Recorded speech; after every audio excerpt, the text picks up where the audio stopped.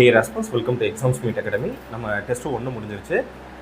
இந்த டெஸ்ட் டிஸ்கஷனில் வந்து என்னென்னா, நம்ம கொஷின்ஸ் எல்லாம் கொஞ்சம் வந்து என்னென்னா நல்லா இருக்குது அப்படின்னு சொல்லியிருந்தீங்க. நிறைய டேட்டா தெரிஞ்சுக்கிறேன் அப்படின்னு சொல்லியிருந்தீங்க. ஸோ இதில் நிறைய உங்களுக்கு டேட்டா இருக்கும். அந்த டேட்டா எல்லாத்தையும் ஒவ்வொன்றா டிஸ்கஸ் பண்ணலாம். உங்களுக்கு நிறைய டேட்டாவும் கிடைக்கும். சரிங்களா? ஸோ ஃபஸ்ட்டு கொஷின் டிஸ்கஷன் ஸ்ட்ரைட்டாக போயிடலாம். திருவள்ளுவருக்கு வந்து என்னன்னா பொய்யல் புலவர், அவருக்கு நிறைய சிறப்பு பெயர் இருக்கு. அதுல பொய்யல் புலவர்ன்றது ஒரு சிறப்பு பெயர். அந்த சிறப்பு பெயரை வழங்கியவர் யாரு அப்படின்னு சொல்லி பார்த்தீங்கன்னா சீத்தலை சாத்தனார். சரியா? ஆப்ஷன் நமக்கு பி. சரியா? இதுவே ஒருவேளை எந்த நூல் அப்படின்னு கேட்டிருந்தாங்கன்னா நம்ம மணிமேகலை எழுதணும். அதுதான். அடுத்து 2வது, திருக்குறள் ஆண்டானது எந்த வருடம் நடைமுறைக்கு வந்தது அப்படின்னா புக்கில் 71ன்னு சொல்லியிருந்தீங்க. நம்ம 72 அப்படின்னு சொல்லிட்டு ஆன்சர் கீ கொடுத்துருந்தோம். அதாவது கலைஞர் தலைமையிலான அமைச்சரவையில் 71ஆம் ஆண்டு தீர்மானம் நிறைவேற்றப்பட்டு அது நடைமுறைக்கு வந்தது வந்து பார்த்தீங்கன்னா 1972. சரியா? வள்ளுவர் சமூக நீதிக்கு அடிப்படையாக கூறக்கூடிய கருத்து என்னன்னா, பிறப்புக்கும் எல்லா உயிர்க்கும், தொழில் அன்றி வேறு எந்த விதத்திலையும் உயர்வு தாழ்வுன்ற அந்த பிரிவினை இருக்கக்கூடாது அப்படின்றதா ஒரு பிறப்போக்கும் எல்லா உயிர்க்கும் அப்படின்னு சொல்லிட்டு சொல்லியிருப்பாரு. சரியா? அடுத்தது, ஒருவன் தன் நிறை அப்படின்னா வந்து என்னன்னா சான்றாமை அப்படின்னு சொல்லுவோம். சரியா? சான்றாமை குறையாமல் இருக்க எதனை போற்றி ஒழுக வேண்டும் அப்படின்னு சொல்லிட்டு கேட்டிருப்பாங்க. சரியா? அது என்ன அப்படின்னு சொல்லி பார்த்தீங்கன்னா பொறை உடைமை. சரியா? பொறை உடைமை அப்படின்றது என்ன அப்படின்னு சொல்லி பார்த்தீங்கன்னா பொறுமையாக இருக்கிறது தான் வந்து என்னன்னா பொறை உடைமை. சரியா? அதுக்கான குறள் என்ன அப்படின்னு சொல்லிட்டு பார்த்துட்டோம் அப்படின்னா, இந்த 4வதுக்கு நிறைவுடைமை நீங்காமை வேண்டின் பொறையுடைமை போற்றி ஒழுகப்படும் அப்படின்ற அந்த குறளினுடைய அடிப்படையாக கொண்டதுதான் இது. சரியா? அடுத்தது வந்து என்னன்னா, மிகுதியான் மிக்கவை செய்தாரை தாம் தம் டேஷ் வென்று விடல் அப்படின்ற குறளுக்கு எந்த குறள்ல இருந்து வந்திருக்கு அப்படின்னு சொல்லி பாத்தீங்கன்னா, மிகுதியான் மிக்கவை செய்தாரை தாம் தம் தகுதியான் வென்று விடல் அப்படின்றதுதான். சரிங்களா? ஸோ அது செருக்கினால் தீமை செய்தவர்களை நாம நம்மளுடைய பொறுமையால வந்து என்னன்னா அவங்கள வென்றிட வேண்டும் அப்படின்றதுதான். சரியா? Option B. அடுத்தது 5வது, துப்பார்க்கு துப்பாய என்ற குறளில் துப்பாக்கி அப்படின்றது என்னன்னா உண்டாக்கி அல்லது கொடுத்து அப்படின்னு அர்த்தம். சரியா? எந்த மொழி மக்களினுடைய மொழியில வந்து என்னன்னா வாக்கிரி பூலி திருக்குறள் வந்து என்னன்னா மொழிபெயர்ப்பு செய்யப்பட்டுள்ளது அப்படின்னா நரிக்குறவர் மக்களினுடைய மொழியில. சரியா? நம்ம வந்து என்னன்னா பிரெஞ்சு படிச்சிருப்போம், ஜெர்மனி, இங்கிலீஷு, லத்தீன் இப்படிலாம் படிச்சிருப்போம். ஸோ இந்தியாவில் வந்து என்னன்னா குறிப்பாக தமிழகத்தில் வாக்கிரி பூலி அப்படின்ற நரிக்குறவர்களுடைய மொழியில திருக்குறள் மொழிபெயர்க்கப்பட்டிருக்கு. அதே போல திருக்குறள் உலக சாதனை மாநாடு எப்போ நடந்தது அப்படின்னு சொல்லி பார்த்தீங்கன்னா ஜனவரி 25. சரியா? திருக்குறள்ல கம்மியான நேரத்தில் அதிக குறள்கள்லாம் ஒப்புவிக்கக்கூடிய ஒரு நிகழ்வெல்லாம் இதில் நடந்தது. சரியா? அதுவும் ஒன் ஆஃப் த நிகழ்வாக நடந்தது. அது என்னைக்கு நடந்ததுன்னா ஜனவரி 25ஆம் தேதி நடந்தது. சரியா? அடுத்து வந்து பார்த்தீங்கன்னா, வினைக்கு வினையாக்கி கொடல் அப்படின்ற ஓமை எதுக்காக கூறப்படுகிறது அப்படின்னா, யானையை கொண்டு யானையை பிடித்தல். சரியா? வினை செயல் வகை அப்படின்றதுல வந்து என்னன்னா என்ன சொல்லியிருக்காங்கன்னா, வினையால் வினையாக்கி கோடல் நனைவுக்குள் யானையால் யானையாய் தற்று அப்படின்ற குறளின் அடிப்படையில் அது என்ன சொல்லுது அப்படின்னு சொல்லி பார்த்தீங்கன்னா, ஒரு வேலையை செய்யும் போதே அதை சுற்றி இருக்கக்கூடிய மற்ற வேலைகளையும் சேர்த்து செய்யணும் அப்படின்ற குறிக்கக்கூடிய ஒரு இதா இருக்கு. அடுத்து, திருக்குறள்ல அதிக அதிகாரங்களை கொண்டுள்ள இயல் எது அப்படின்னு சொல்லிட்டு நம்ம பார்க்குறோம் அப்படின்னு சொல்லி பார்த்தீங்கன்னா அரசியல். சரியா? அரசியல்ல எத்தனை இருக்கு அப்படின்னா 25 இருக்கு. அடுத்து வந்து என்னன்னா இல்லறவியல் எவ்வளோ இருக்கு அப்படின்னா 20 இருக்கு. அங்கவியல் 32, களவியல் 7. சரியா? ஸோ அப்போ ஆக மொத்தம் எதுல அதிகமா இருக்கு அப்படின்னு சொல்லி பார்த்தீங்கன்னா அங்கவியல்ல தான் இருக்கு. சரியா? அடுத்தது, உலகத்தோடு ஒட்ட ஒழுகல் அப்படின்றதுக்கான பொருள் என்ன அப்படின்னா உலகத்தாரோடு சேர்ந்து வாழுதல். சரியா? இது எந்த குறளின் அடிப்படையில் இருக்கு அப்படின்னா, உலகத்தாரோடு ஒட்டு ஒழுகல் பலகற்றும் கல்லார் அறிவிலாதார் அப்படின்ற குறளின் அடிப்படையில் ஒருவன் எவ்வளோ கற்றிருந்தாலும் இந்த உலகத்தோட ஒட்டி வாழல அப்படின்னா அவன் கற்ற கல்வியெல்லாம் வீண் அப்படின்னு சொல்லிட்டு வள்ளுவர் கூறுகிறார். பல கற்றும் கல்லார் அறிவிலாதார் அப்படின்னு வள்ளுவர் யாரை சொல்றாரு அப்படின்னா, உயர்ந்தாரோடு பொருந்தி வாழும் கல்வியை கற்காதவர். இந்த இடத்துல உயர்ந்தார் அப்படின்னு யாரை சொல்றாருன்னா, பண்பில் உயர்ந்தவர், சான்றோர்கள், பெரியவர்கள், இவங்களை வந்து சொல்றாங்க. சரிங்களா? பெரியோர்கள் இவரு வள்ளுவர் வந்து சொல்றாரு. சரியா? அது தமிழ்நாடு அரசு திருக்குறளை உலகமயமாக்குறதுக்கு எவ்வளவு பட்ஜெட் ஒதுக்கி இருக்கு அப்படின்னா 133 கோடி. சரியா? உலகமயமாக்கல்னா என்னன்னா ஐநா சபையினுடைய 193 மொழிகள்லையும் திருக்குறளை வந்து என்னன்னா மொழிபெயர்க்க போறாங்க. சரியா? அதுக்காக ஒதுக்கிய தொகை வந்து 133 கோடி. அடுத்து அழுக்காருடையான் கண் ஆக்கம் போன்றில்லை அப்படின்றதுல அழுக்காறு அப்படின்றதுல எதை வள்ளுவர் சொல்றாரு அப்படின்னா பொறாமை அப்படின்றத சொல்றாரு. சரியா? அடுத்தது உண்ணா நோன்பு இருக்கும் பெரியோரை விட சிறந்தவராக யார் போற்றப்படுவாங்க அப்படின்னா பொறுமையுடையவரை, பொறையுடையோரை அப்படின்னு அர்த்தம். சரியா? இது எந்த குறள்ல இருந்து எடுத்திருக்காங்க அப்படின்னா பொறையுடைமையில உண்ணாது நோற்பார் பெரியர் பிறர் சொல்லும் இன்னா சொல் நோற்பாரின் பின் அப்படின்ற குறள்ல இருந்து எடுக்கப்பட்டது. அடுத்தது திருக்குறள்ல ஏற்கனவே எத்தனை மொழிகளுக்கு மொழிபெயர்க்கப்பட்டுள்ளதுன்னா இந்திய அளவுல வந்து 28 மொழிகள்லையும் உலக அளவுல 35. இது வந்து என்னன்னா பட்ஜெட்ல கூறப்பட்ட ஒரு டேட்டா. ஆனா இதே வந்து என்னன்னா புக்ல நம்மளுக்கு 107 அப்படின்னு ஒரு டேட்டா இருக்கு. 107 உலக மொழிகள்ல இருக்கு அப்படின்னும் நம்மளுக்கு ஒரு டேட்டா இருக்கு. சரியா? அடுத்தது யாருடைய உடம்பில் கலந்து நிற்கும் ஐம்பூதங்களும் அவரை கண்டு அவருள் சிரிக்கும் அப்படின்னு வள்ளுவர் சொல்றாரு அப்படின்னு சொல்லி பாத்தீங்கன்னா வஞ்ச மனத்தான். சரியா? இது எந்த குறள்ல இருக்குன்னா வஞ்ச மனத்தான் படிற்றொழுக்கம் பூதங்கள் 5 அகத்தே நகும் அப்படின்ற ஒரு இதுல இருந்து கூறப்பட்டிருக்கு. சரியா? அடுத்தது திருக்குறள் மொழிபெயர்ப்பு திட்டத்தின் இலக்கு எவ்வளவு அப்படின்னு சொல்லி பாத்தீங்கன்னா முன்னாலேயே பார்த்தோம் 193 ஐநாவுடைய அதிகார மொழிகள். சரிங்களா? தெய்வ வள்ளுவன் செய்த குறள் தான் தேசம் உடுத்திய நூலாடை அப்படின்ற எழுத்துக்களுக்கு யார் சொந்தக்காரன்னா தாரா பாரதி. அடுத்தது செய்வினை செய்வான் செயல்முறை அவ்வினை இக்குறள்ல அடுத்து வரும் சீரியது அப்படின்னா உள்ளறிவான் உள்ளம் கொள்ளல். சரியா? இதுக்கு என்ன அர்த்தம் அப்படின்னு சொல்லி பாத்தீங்கன்னா ஒரு செயல்ல செய்வதற்கு முன்பு அதுல அனுபவம் உள்ளவங்களுடைய கருத்தை தெரிஞ்சுக்கணும். அப்படி இருந்ததுனாலே பாதி வேலை செஞ்சு முடிச்சது சமம் அப்படின்னு சொல்லிட்டு வள்ளுவர் கூறுகிறார். ஒரு செயலை செய்யும் போது எதனை சீர்தூக்கி பார்க்க வேண்டும் என்று வள்ளுவர் கூறுகிறார் அப்படின்னு சொல்லி பாத்தீங்கன்னா செயலில் வரும் இடையூறு, அதற்கான முயற்சி, அடையும் பயன் ஆகியவற்றை எல்லாமே இது பண்ணும். இது எந்த குறள்ல இருக்குன்னா முடிவும் இடையூறும் முற்றியாங்கு எய்தும் படுபயனும் பார்த்த செயல் அப்படின்ற குறள்ல இருந்து வருது. சரியா? அடுத்து திருக்குறள் தொடர்பான புதிய அருங்காட்சியகம் இருக்குன்னா தஞ்சை தமிழ் பல்கலைக்கழகத்துல திருக்குறளுக்காகவே பிரத்யேகமாக ஒரு அருங்காட்சியகம் இருக்கு. அடுத்து திருக்குறள் தொடர்பான கூற்றுகள்ல எது அப்படின்னு சொல்லி பாத்தீங்கன்னா 17 கீழ்கணக்கில் ஒன்றான இந்நூலுக்கு இணையான நூல் உலகில் இல்லை. சரி, இந்நூல் உலகம் ஏற்கும் கருத்துக்களை கொண்டது அப்படின்னு எதை சொல்றாங்கன்னா முப்பால்ன்றது திருக்குறளுடைய உண்மையான பெயர் அதுதான். சரியா? இடிப்பாறை இல்லாத எமரா மன்னன். இதுல எமரா அப்படின்னா அதுக்கு என்னன்னா பாதுகாப்பற்ற அப்படின்னு அர்த்தம். வள்ளுவர் என்ன சொல்றாருன்னா அறிவில் சிறந்த கற்றோர்கள் சான்றோர்களுடைய பண்புடையோர்களுடைய அறிவுரை இல்லாத மன்னன் பாதுகாப்பற்ற மன்னனா இருக்கான் அப்படின்னு சொல்லிட்டு சொல்றாரு. அடுத்து வந்தோம்னா சூழ்ந்து செயல்படும் பெரியாரை துணை கொண்டவருக்கு ஏற்படும் நன்மை என்னன்னா பகைவரால் வெல்ல முடியாதவர் அப்படின்னு சொல்லிட்டு சொல்றாரு. ஒரு மன்னன் எத்தகையவர்களை தனக்கு உதவியாளர்களாக கொள்ள வேண்டும் அப்படின்னு சொல்லி பாத்தீங்கன்னா அறநெறி அறிந்து அறிவு முதிர்ந்த பெரியோர்களை அப்படின்னு சொல்லிட்டு வள்ளுவர் சொல்றாரு. சரியா? அடுத்து வள்ளுவர் உள்ளம் அப்படின்ற நூலின் ஆசிரியர் யாரு அப்படின்னு சொல்லிட்டு கேட்டிருக்காங்க. ஆக்சுவலா வந்து என்னன்னா இந்த கொஸ்டின்ல ஒரு சின்ன கரெக்ஷன் இருக்கு. சரியா? வள்ளுவர் உள்ளம் அப்படின்றது யாரு நூல் அப்படின்னு சொல்லி பாத்தீங்கன்னா கியாவே விஸ்வநாதம் அவருடைய இதுதான் வந்துன்னா வள்ளுவர் உள்ளம். சரியா? ஒருவேளை வி முனுசாமி அப்படின்னு இருந்துச்சு அப்படின்னா வள்ளுவர் காட்டிய வழி. குன்றக்குடி அடிகளாரது எது அப்படின்னு சொல்லி பாத்தீங்கன்னா குறச்செல்வம். அடுத்து திருவிக்காவது என்னன்னா திருக்குறள் தெரிவுரை, திருக்குறள் கதைகள். ஈரோடு தமிழன் வந்து என்னன்னா வணக்கம் வள்ளுவர். இந்த நூலுக்கு தான் வந்து என்னன்னா 2004 வந்து பாத்தீங்கன்னா சாகித்ய அகாடமி விருது வழங்கப்பட்டுச்சு. சரியா? அதை பார்த்துக்கோங்க. தமிழில் சிறந்த நீதி நூலாக கருதப்படுவது எது அப்படின்னு சொல்லி பாத்தீங்கன்னா திருக்குறள் அப்படின்னு யாரு சொல்லியிருப்பாங்க அப்படின்னு சொல்லி பாத்தீங்கன்னா ஜியு போப் சொல்லியிருப்பாரு. சரியா? திருக்குறள் தமிழ் செய்யுள்களில் முதன்மை பாவு எது அப்படின்னு சொல்லி பாத்தீங்கன்னா வெண்பா. திருவள்ளுவர் சிலையை பற்றியான விவரங்கள் என்ன அப்படின்னு சொல்லி பாத்தீங்கன்னா அதனுடைய பாறை வந்து என்னன்னா 30 அடி, அதனுடைய பீடம் வந்து என்னன்னா 38 அடி. வள்ளுவர் சிலை வந்து எவ்வளவு அப்படின்னு சொல்லி பாத்தீங்கன்னா 95 அடி. சிலையினுடைய எடை 7,5 டன், 7,000 டன். சரியா? Option A. அடுத்து இது அடிக்கடி எக்ஸாம்ல நிறைய தடவை கேட்டிருக்காங்க. பின்வரும் கூற்றுகள்ல சீர்களை தேர்ந்தெடுங்க அப்படின்னா கண்ணுடையர் என்பவர் கற்றோர், முகத்திரன்று புண்ணுடையர் கல்லாதவர் அப்படின்னு சொல்லிட்டு வள்ளுவர் சொல்றாரு. சரியா?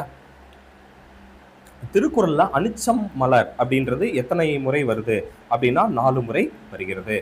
ஒழுக்கம் இல்லாதவர் எதனை அடைவார் அப்படின்னா நீங்காத பழியை அடைவார். ஒழுக்கம் விழுப்பம் தரலாம், ஒழுக்கம் உயிரினும் ஓம்பப்படும். இதுல விழுப்பம் என்பது எது அப்படின்னு சொல்லி பார்த்தீங்கன்னா சிறப்பு. சரிங்களா? ஒரு ஒழுக்கம் சிறப்பை தருவதனால் உயிருக்கும் மேலாக அதை கருத வேண்டும் அப்படின்னு சொல்லிட்டு சொல்லுது. திருக்குறளுடைய முதல் ஆங்கில மொழிபெயர்ப்பை 1886 யார் சொன்னாங்கன்னா ஜியு போப்பு செஞ்சிருந்தாரு. தமிழ்நாடு பட்ஜெட்ல திருக்குறள் மொழிபெயர்ப்புக்கு ஒதுக்கப்பட்ட தொகை எவ்வளவு அப்படின்னா 45. ஆக்சுவலா இதை கன்ஃபியூஸ் பண்ணிக்காதீங்க. 133 கோடி வந்து என்னன்னா உலக மொழிகள்ல மொழிபெயர்க்கிறதுக்கு, இந்தியா முழுவதும் இருக்கக்கூடிய ரொம்ப முக்கியமான மொழிகள்ல மொழிபெயர்க்கிறதுக்கு 45 கோடி. சரியா? திருக்குறள் மொழிபெயர்ப்புகளை ஒருங்கிணைக்கும் அமைப்பு எது அப்படின்னு சொல்லி பார்த்தீங்கன்னா மத்திய செம்மொழி தமிழாய்வு நிறுவனம் தான் அதை செய்யறாங்க. பொருளற்றார் பூப்பர் ஒரு கால். இக்குறளின்படி எக்காலத்திற்கும் மீள முடியாதவர்கள் யாருன்னா அருளற்றவர்கள் மீள முடியாது அப்படின்னு வள்ளுவர் சொல்றாரு. சரியா? அடுத்தது, நான்கும் உடையனவாம் வேந்தற்கு ஒளி அப்படின்றது என்னன்னா கொடை, கருணை, நீதி, அதுக்கப்புறமேட்டு வந்து என்னன்னா தளர்ந்த குடிகளை காத்தல். சரியா?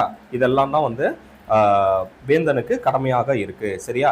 இது எந்த குறள்ல சொல்றாங்க அப்படின்னு சொல்லி பார்த்தீங்கன்னா கொடையலி செங்கோல் குடியோம்பல் நான்கும் உடையனவாம் வேந்தற்கு ஒளி அப்படின்னு சொல்லிட்டு சொல்றாங்க. சரியா? ஸோ அதன் அடிப்படையில் வருது. அடுத்து வந்து பார்த்தீங்கன்னா விருந்தினருடைய முகம் வாடுவதை வள்ளுவர் எந்த மலரோடு ஒப்பிடுகிறார் அப்படின்னா அனிச்சம் மலர். சரியா? அடுத்தது இது வந்து என்னன்னா ஏற்கனவே கேட்ட ஒரு இதுதான், துன்பத்தை எவ்வாறு வெல்ல வேண்டும் அப்படின்னு வள்ளுவர் சொல்றாருன்னா துன்பத்திற்கே துன்பம் கொடுத்தல். இது ஏற்கனவே குரூப் 2 கூட ப்ரிலிம்ஸ்ல கேட்டிருக்காங்க. வறியோர் கொன்று ஈவதை ஈகை அப்படின்ற குறள்ல என்ன சொல்றாங்க அப்படின்னு சொல்லி பார்த்தீங்கன்னா இது ஒரு சின்ன கரெக்ஷனு, பயன் எதிர்பாராமல் செய்வது. சரியா? அது பயன் எதிர்பார்த்துன்னு இருக்கு, பயன் எதிர்பாராமல் செய்வது, அது மட்டும் பார்த்துக்கோங்க. அடுத்து, இளன் என்னும் எவ்வம் உரையாமை. இதில் எவ்வம் அப்படின்றது என்ன அப்படின்னா துன்பம். சரியா? இல்லைன்ற துன்பம் யாருக்குமே வந்து என்னன்னா என்கிட்ட இல்லை அப்படின்ற துன்பம் எனக்கு நேரக்கூடாது, இல்லைன்னு நான் சொல்லக்கூடிய துன்பம் வந்துடக்கூடாது. அடுத்து, சாதலின் இன்னாதது இல்லை அப்படின்றது எப்போது சாவு கூட இனிமையாக இருக்கும் அப்படின்னா வறியவர்களுக்கு கொடுக்க முடியாத நிலை வர்றதை விட அதுக்கு நம்மளை இறந்துடலாம் அப்படின்றது தான் அந்த குறளுக்கான அர்த்தம். திருக்குறளை லத்தீன் மொழியில் மொழிபெயர்த்தவர் யாருன்னா வீரமாமுனிவர். மொழிபெயர்க்கப்பட்ட ஆண்டு எது அப்படின்னா 1730ஆம் வருடம். சரியா? அடுத்து வந்து என்னன்னா ஒரு செயலை தொடங்கும் முன்பு எவற்றையெல்லாம் கருத்தில் கொள்ள வேண்டும் அப்படின்னு சொல்லிட்டு வள்ளுவர் சொல்றாரு அப்படின்னு சொல்லி பார்த்தீங்கன்னா பொருள், கருவி, காலம், வினை, இடம். சரியா? இது வினை செயல் வகை அப்படின்றதுல வரக்கூடிய குறள். பொருள், கருவி, காலம், வினையிடனோடு ஐந்தும் இருள் தீர எண்ணிச் செயல் அப்படின்ற குறளின் அடிப்படையில் அமைஞ்சிருக்கு. அடுத்து 47 வந்து என்னன்னா திருக்குறள் ஒரு வகுப்பாருக்கோ, ஒரு மதத்தாருக்கோ, ஒரு நிறத்தாருக்கோ, மொழியாருக்கோ, நாட்டாருக்கோ உரியதன்று. அது வந்து உலக பொதுமறை அப்படின்னு சொன்னது யாரு அப்படின்னு சொல்லி பார்த்தீங்கன்னா திருவிக்கா. சரியா? யாரை பசிப்பினி என்னும் கொடிய நோய் அணுகுவதில்லை அப்படின்னா பகிர்ந்து உண்ணும் பழக்கம் உடையவரை. உலக திருக்குறள் மாநாடு எங்க நடந்துச்சுன்னா தென்கொரியா. எல்லாரும் மலேசியா, சிங்கப்பூர், இலங்கையில தான் தமிழ் பேசுவாங்க அப்படின்னு நீங்க நினைச்சிட்டு இருந்திருப்பீங்க. அது வந்து என்னன்னா தென்கொரியால. என்னைக்கு நடந்ததுன்னா நவம்பர் 9ஆம் தேதி. லத்தீன் மொழியில வந்து என்னன்னா முதல்ல திருக்குறளை மொழிபெயர்த்தது யாருன்னா வீரமாமுனிவர். அவருடைய பிறந்த நாள் நவம்பர் 9ஆம் தேதி. அன்னைக்கு தான் உலக திருக்குறள் மாநாடு தென்கொரியாவில் நடைபெற்றது. எதனை அடைத்து வைக்க தாழ்பால் இல்லை என வள்ளுவர் கூறுகிறார்னா அன்பு. சரியா? அன்பிற்கும் உண்டோ அடைக்கும் தாள் அப்படின்றது. திருக்குறளார் என்ற பெயரை உடையவர் யாரு அப்படின்னா வி முனுசாமி அப்படின்றது. திருக்குறளுக்கு ஏராளமான ஆய்வுகளை முன்னெடுத்தவர். சரியா? அடுத்து, கேடில் வெளிச்செல்வம் கல்வியுறவருக்கு மாடல்ல மற்றையவை அப்படின்றது என்னன்னா கல்வியை வந்து என்னன்னா செல்வம் அப்படின்னு சொல்றாங்க. மாடு அப்படின்னா அதை வந்து மாடு விலங்குன்னு நினைச்சுக்காதீங்க. சமீபத்துல கூட சீமானவர்கள் கூட சொல்லியிருந்தாரு. சரியா? இந்த குறளை மையப்படுத்தி அது மாடு அப்படின்ற பொருளை சொல்லியிருந்தாரு. மாடு அப்படின்னா செல்வம்ன்றத குறிக்கக்கூடிய சொல்லாக வள்ளுவர் பயன்படுத்தியிருக்காரு. அடுத்து வந்து என்னன்னா கீழ்கண்டவற்றுள் வந்து என்னன்னா திருக்குறளை வந்து குறிக்கக்கூடிய சொல்லு வந்து என்னன்னா எதுல இருக்கு அப்படின்னு சொல்லிட்டு சொல்லியிருக்காரு. நூல் எது அப்படின்னு சொல்லி பார்த்தீங்கன்னா இயற்கை அழகு. இயற்கை அழகுன்னு ஒன்று கிடையவே கிடையாது, நம்மளை கன்ஃபியூஸ் பண்ணுறதுக்காக ஆப்ஷனில் கொடுத்துருக்காங்க. அடுத்து இயற்கை ஓவியம்ன்றது வந்து என்னன்னா 10 பாட்டு இருக்கு இல்லையா, அதை இயற்கை ஓவியம்னு சொல்கிறோம். இயற்கை வாழ்வில்லம் தான் வந்து என்னன்னா திருக்குறளை குறிக்கக்கூடியது. இயற்கை தவம் வந்து என்னன்னா சிந்தாமணியை குறிக்கக்கூடியது. சரியா? ஸோ அது பார்த்துக்கோங்க. சரியா?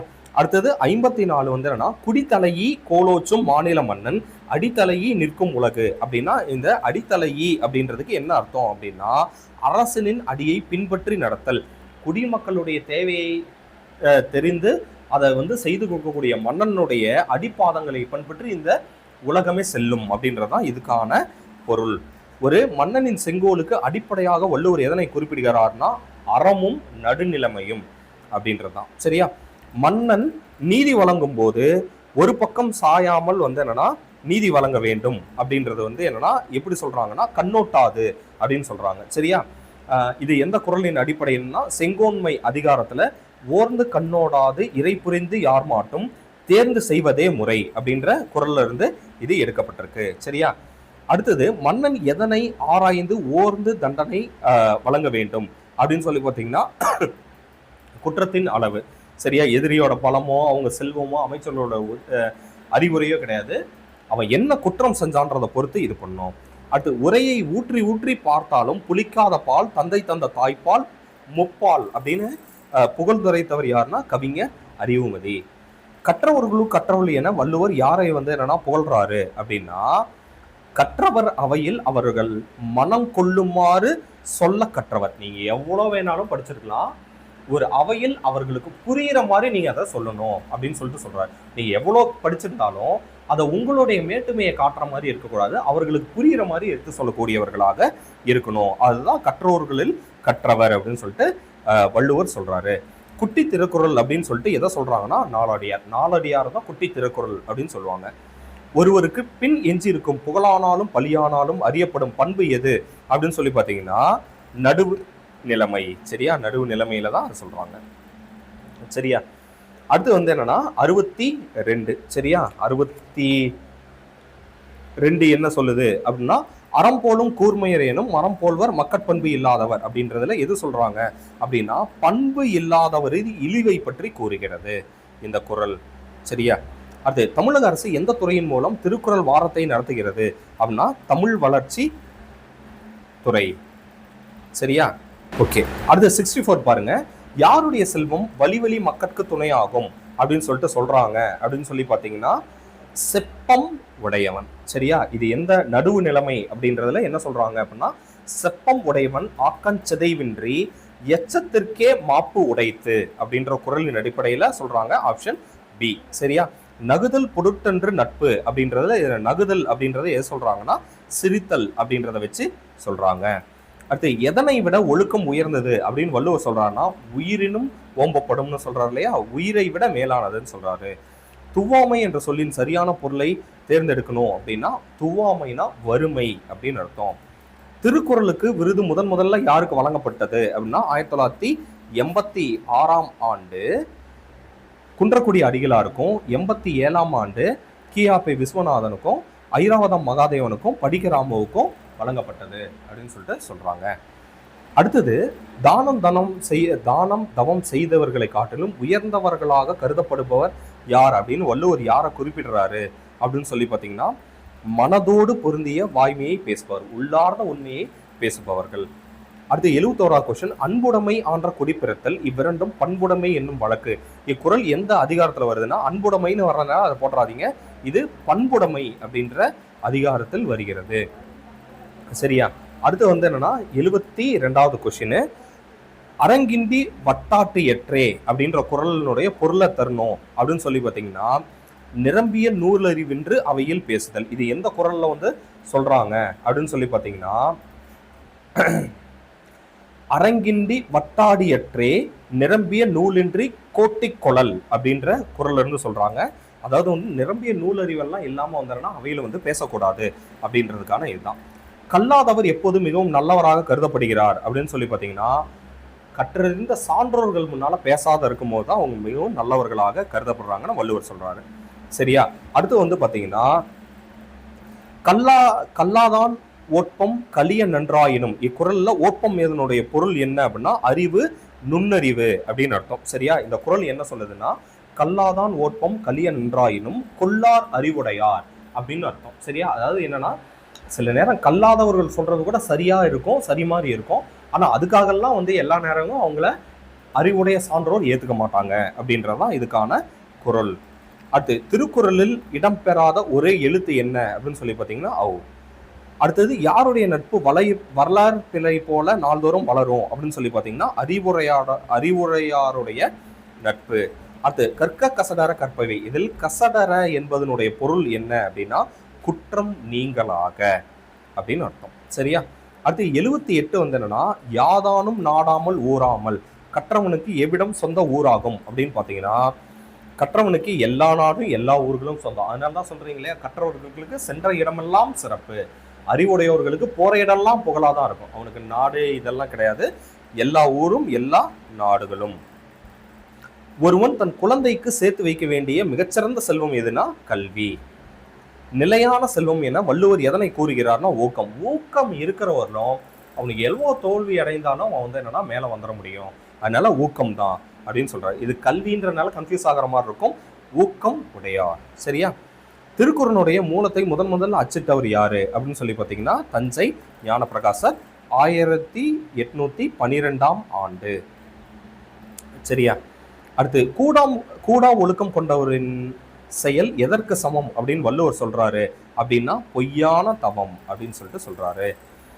திருக்குறளுக்கு உரை எழுதியவர்கள் 10வது உரையாசிரியர் யாரு? இந்த டேட்டாலாம் ரொம்ப ரேர் டேட்டா, பார்த்துக்கோங்க. பரிமேலழகர். சரியா? பரிமேலழகர் தான் 10வதா இது பண்றாரு. ஃபர்ஸ்ட் யார் எழுதினாரு அப்படின்னா மணக்குடவர். சரியா? ஸோ காலத்தால முன்னாடியே வந்து பார்த்தீங்கன்னா தர்மர் எழுதியிருப்பாரு. ஆனால் நம்மளுக்கு புக் டேட்டா பிரகாரம் வந்து என்னன்னா மணக்குடவர் தான் இருக்கிறது காலத்தால் முந்தைய உரை எழுதியவர் அப்படின்னு சொல்லிட்டு இருக்கு. தம்மை இகழ்வாரை பொறுத்து கொள்ளும் நபரை வள்ளுவர் எதற்கு இணையாக ஒப்புமையாக கூறுகிறார் அப்படின்னு பார்த்தீங்கன்னா நிலம். சரிங்களா? அகழ்வாரை தாங்கும் நிலம் போல அப்படின்னு சொல்றாங்கல்ல, அதுதான். அடுத்து வந்து என்னன்னா இருந்தோம்பி இவ்வாழ்வதெல்லாம் விருந்தோம்பி வேளாண்மை செய்தற் பொருட்டு. இதுல வந்து என்னன்னா வேளாண்மை அப்படின்னா அதுக்கு என்ன அர்த்தம் அப்படின்னு சொல்லி பார்த்தீங்கன்னா 4 கொடுத்துருப்போம். உழவு தொழில், கொடுத்து உதவுதல், உளவியல், வேளாண்மை மற்றும் விருந்து உபசரித்தல். இதுல என்னன்னா கொடுத்து உதவுதல். வேளாண்மை அப்படின்றது கொடுத்து உதவுதல் அப்படின்ற பொருள்ல சொல்றாரு. யாரை பசிப்பினி என்னும் கொடிய நோய் அணுகுவதில்லை. ஏற்கனவே பார்த்தாச்சு. பகிர்ந்து உண்ணும் பழக்கம் உடையோரை. திருக்குறளுடைய பெருமையை போற்றி புகழக்கூடிய நூல் எது அப்படின்னு சொல்லி பார்த்தீங்கன்னா திருவள்ளுவ மாலை. சரியா? அதெல்லாம் இன்னொன்னு என்ன சொல்லியிருப்பாங்க அப்படின்னு சொல்லி பார்த்தீங்கன்னா இதுதான் வந்து திருக்குறளை பற்றியான ஒட்டுமொத்த இதுவும் நம்மளுக்கு கொடுக்குது, புகழும் பெருமையும் கொடுக்குது. சரியா? அடுத்தது திருக்குறள் என்னும் நூல் தோன்றிடாவிட்டால் தமிழ் மொழி என்னும் ஒரு மொழி இருப்பதாக உலகத்தாருக்கு தெரிந்திருக்காது அப்படின்னா கியாபே விஸ்வநாதம் தான் அதை சொல்லியிருக்காரு. சரியா? அடுத்து திருக்குறள் உடைமை என்னும் பெயரில் எத்தனை அதிகாரங்கள் இருக்குன்னா 10. அறிவுடைமை, பண்புடைமை, அன்புடைமை. சரியா? இது எல்லாமே இருக்கும். அதனால 10 இருக்கு. அது என்னன்னு பார்த்துக்கோங்க. திருக்குறள்ல இடம்பெற்றுள்ள 2 மரங்கள் எது அப்படின்னா பனை மற்றும் மூங்கில். திருவள்ளுவர் நூல்நயம் என்னும் நூலினுடைய ஆசிரியர் யாரு அப்படின்னு சொல்லி பார்த்தீங்கன்னா ராபி சேதுப்பிள்ளை. சரியா? ஸோ மறைமலை அடிகளாருடைய திருக்குறள் தொடர்பான நூல் எதுனா திருக்குறள் ஆராய்ச்சி. திருவிக்கா என்னன்னா திருக்குறள் தெரிவுரை, திருக்குறள் கதைகள்லாம் சொல்லியிருப்பாரு. பாவலேறு பெருஞ்சித்தனார் என்னன்னா திருக்குறள் மெய்ப்பொருள் உரை. அப்படின்னா என்னன்னா இது ஒரு பரிமேலழகருடைய உரை தான் சிறந்ததாக கருதப்பட்டாலும் பெருஞ்சித்தனார் என்ன சொல்றாருன்னா அதெல்லாம் சமஸ்கிரமயமாக்கப்பட்ட ஆரிய பண்பாட்டை முன்வச்சுதான் அவர் எழுதுறாரு. அதனால வந்து என்னன்னா தமிழ் சமுதாயத்துக்கு ஏற்ற மாதிரி தமிழ் பண்பாடுகளுக்கு ஏற்ற மாதிரி அவர் எழுதியிருப்பாரு. ஸோ அப்ப அது ஒவ்வொன்றையும் பார்த்துக்கோங்க. மனிதர்களுக்கு கண்ணாக வள்ளுவர் எதனை கூறுகிறார் அப்படின்னா எண்ணும் எழுத்தையும் குறிப்பிடுகிறார். கீழ்கண்டவற்றில் எந்த சொல் திருக்குறள்ல முதலாக பயன்படுத்தப்பட்டது அப்படின்னு சொல்லி பார்த்தீங்கன்னா குடும்பம். அரசுன்ற சொல் நற்றிணையில பயன்படுத்தப்படுது. கோடை அப்படின்றது அகநானூர்ல, தமிழ்ன்றது தொல்காப்பியத்துல. திருக்குறள் வந்து என்னன்னா அதுல குடும்பம்ன்ற சொல் முதலாக பயன்படுத்தப்படுகிறது. திருக்குறளையும் கம்பராமாயணத்தையும் தமிழுக்கு கதி அப்படின்றது திருக்குறளும் கம்பராமாயணமும் அப்படின்னு நம்மளுக்கு தெரியும். அது யார் சொன்னாங்க அப்படின்னா செல்வ கேசவராய முதலியார் அப்படின்றவர் தான் சொல்லியிருப்பாரு. அறத்திற்கு மட்டுமன்று மரத்திற்கும் துணை என வள்ளுவர் எதனை குறிப்பிடுகிறார்னா அன்பை பற்றி கூறுகிறார். அடுத்தது திருக்குறளை உத்தரவேதம் அப்படின்னு அழைத்தவர் யாரு அப்படின்னு சொல்லி பார்த்தீங்கன்னா நாமக்கல் கவிஞர் அழைக்கிறார். சரியா? எல்லா பொருளும் இதன்பால் இதன்பால் இல்லாத எப்பொருளும் இல்லையாம் அப்படின்னு சொல்லிட்டு திருக்குறளை யார் வந்து சிறப்பிக்கிறாருங்க அப்படின்னு சொல்லி பார்த்தீங்கன்னா மதுரை தமிழ் நாகனார். சரியா? நிறைய பேர் வந்து என்னன்னா மாங்குடி மருதனார்னு போட்டிருந்தீங்க, கன்ஃபியூஸ் ஆகிக்காதீங்க. மதுரை தமிழ் நாகனார். திருக்குறள்ல 70 கோடி அப்படின்ற சொல் எத்தனை முறை கையாளப்படுது அப்படின்னா ஒரு முறை கையாளப்படுகிறது. அதே போல கோடின்றது எத்தனை, 7 கோடின்றது எத்தனைன்றது எல்லாத்தையும் கூட சேர்த்து பார்த்து வச்சுக்கோங்க. சரியா? திருக்குறள்ல அதிகம் பயன்படுத்தப்பட்ட எழுத்து எது அப்படின்னா நீ. சரியா? 1705 முறை அது குறிப்பிடப்பட்டிருக்கு. அடுத்து, செல்விருந்து ஓம்பி வருவிருந்து பார்த்திருப்பான் நல்விருந்து வானத்தவர்க்கு. இக்குறள்ல கூடும் இடைவிடாத கடமை என்னன்னா, ஒவ்வொரு இல்லத்தவர்களுக்கும் இருக்கக்கூடிய கடமை வந்து என்னன்னா விருந்தோம்பல் அப்படின்றது தான். சரியா? ஸோ இது வந்து நம்மளோட ஃபர்ஸ்ட் டெஸ்ட். நிறைய ஆப்ஷனோட நம்ம டிஸ்கஸ் பண்ணோம் அப்படின்னு சொல்லிட்டு நினைக்கிறோம். அதுக்கு எல்லாத்துக்கும் வந்து என்னன்னா ஒரு 2.5 மணி நேரம் வரலும் நம்மளுக்கு டிஸ்கஷனுக்கு போகும். இதெல்லாம் எப்படி நீங்கள் எதிர்பார்க்குறீங்கன்றதை முதல் கமெண்ட்ஸில் சொல்லுங்கள். ரொம்ப ஸ்பீடாக போகிறோமா, இதை நாங்கள் நிறுத்தி பண்ணணுமா, இல்லை எங்களுக்கு டைம் ஆனாலும் பரவாயில்ல சார், நாங்கள் 2.5 மணி நேரம் பார்க்க தயாராக இருக்கோம், ஒவ்வொரு ஆப்ஷனையும் எங்களுக்கு வந்து என்னென்னா எக்ஸ்பிளைன் பண்ணுங்க அப்படின்னு நீங்கள் நினைக்கிறீங்களா என்னன்றதெல்லாம் சொல்லுங்கள். நாங்கள் அதுக்கு தகுந்த மாதிரி உங்களுக்கு எக்ஸ்பிளனேஷன்ஸ் கொடுத்துட்றோம். சரியா? மேக்ஸிமம் எல்லாத்துக்கும் முடிஞ்ச அளவுக்கு ரொம்ப சிறப்பாக இருக்கிறதுக்கு எல்லாத்துக்கும் ஒவ்வொரு ஆப்ஷனுக்கும் தகுந்த மாதிரியே சொல்லியிருப்போம். அது என்னன்னு பார்த்துக்கோங்க. All the best. நெக்ஸ்ட் டெஸ்ட்டுக்கும் நல்லா ப்ரிப்பேர் ஆகிக்கோங்க.